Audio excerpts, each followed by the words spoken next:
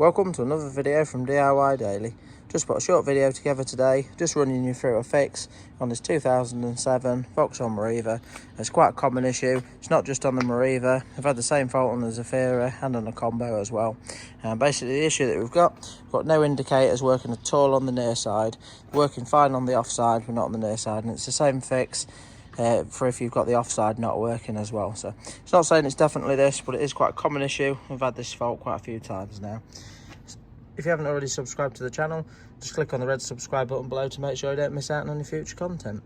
Obviously we've got this job stripped down at the minute, but I thought I'd just put the video together just showing you what the actual fix is for the fault. So inside the cab, the indicator's just flashing fast to warn you that there's a fault. So, but just coming down here, you've got a relay box at the back.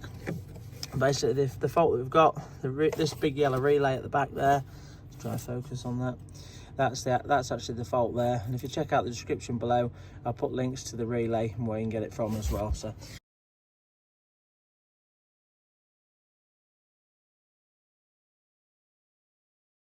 but yeah, to get access to this box, there's a cover over there.